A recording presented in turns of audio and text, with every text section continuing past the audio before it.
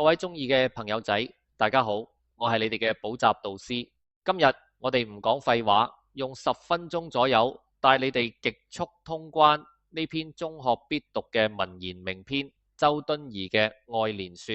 如果你覺得文言文好悶，咁你就錯啦。呢篇文其實係作者周敦頤嘅一份擇偶條件，不過佢揀嘅唔係女朋友，而係佢心目中完美嘅人格。首先，我哋要一朝破題，搞清楚呢篇文究竟想講乜。好多同學以為《愛蓮說》只係講周敦頤幾咁中意蓮花，其實呢份中意係有深層意義嘅。呢篇文嘅主旨係透過描寫蓮花嘅形態同特質，借花喻人，歌頌蓮花好似君子咁正直清高、潔身自愛，唔攀附權貴嘅品德。簡單嚟講，周敦頤係想話俾大家知，喺呢個重財輕德、人人追求名利嘅社會，即係佢口中嘅世人甚愛牡丹，佢寧願做一朵孤高嘅蓮花，都要堅持自己嘅高尚理想，唔同流合污。所以大家記住一個關鍵詞：君子。好啦，我哋睇睇文章點樣開始。周敦頤一開波就寫水陸草木之花，可愛者甚花。呢度運用咗鋪墊手法，點解佢唔直接講蓮花？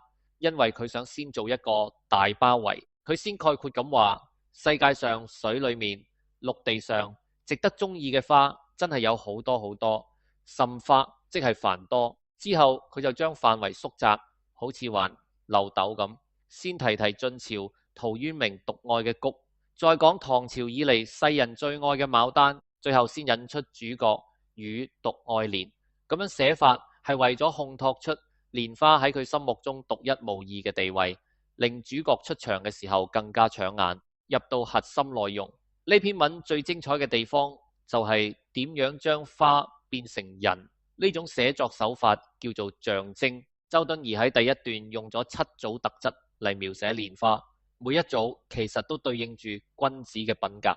我哋逐一拆解。出淤泥而不染，蓮花喺污泥長出嚟，但唔會被整污糟，象徵君子處於惡劣或混亂嘅社會環境，依然唔會同流合污。着清廉而不妖，喺清水洗過，但唔會顯得妖艷，象徵君子潔身自愛，唔會向人獻媚，唔浮誇。中通外直，花徑中間貫通，外形挺直，象徵君子心胸廣闊，行為正直，不蔓不枝，唔會好似藤蔓咁周圍爬，亦冇雜亂嘅枝節，象徵君子唔攀附權貴，處事堅定不移。香遠益清，香氣傳得愈遠，就愈清香，象徵君子品格高尚，聲名遠播。亭亭正直，筆直乾淨地立喺水面上，象徵君子卓然獨立，堅毅不屈，可遠觀而不可褻玩焉，可以遠遠欣賞，但唔可以輕慢地玩弄，象徵君子端莊嚴正，受人敬重，唔容許人褻瀆。周敦頤透過呢啲象徵，成功將一朵花塑造成一個有血有肉有骨氣嘅君子形象。最後我哋講講襯托手法，要凸顯主角有幾勁，通常都有挑啲配角嚟幫手。愛蓮說入面就有2大配角，菊花同牡丹。襯托分2種，正襯菊花。周敦頤話菊花之隱逸者也，菊花代表隱士。佢哋好似陶淵明咁，雖然品格高尚，但選擇避世，唔理世事。作者用菊花嚟正襯蓮花，兩者都係高潔嘅，但蓮花喺塵世中堅持自我，出淤泥而不染，比起避世嘅菊花更加難得。反襯牡丹，呢個係重點。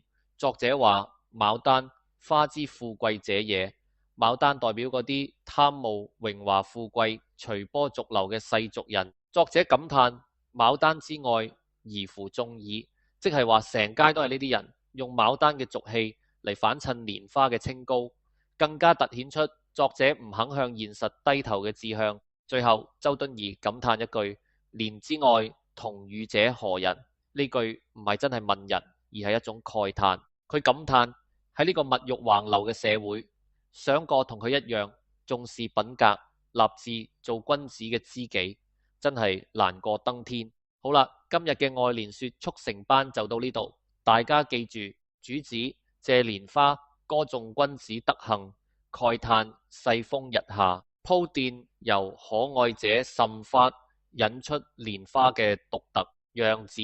蓮花嘅每一 part 都係君子品格嘅化身，襯托用隱逸嘅菊同富貴嘅牡丹，凸顯蓮花嘅出類拔萃。大家返去溫書嘅時候，試下聯想一下，如果你係周敦頤，身處喺今日呢個大家只係睇錢睇 IG 嘅社會，你會唔會都想做一朵出於泥而不染嘅蓮花呢？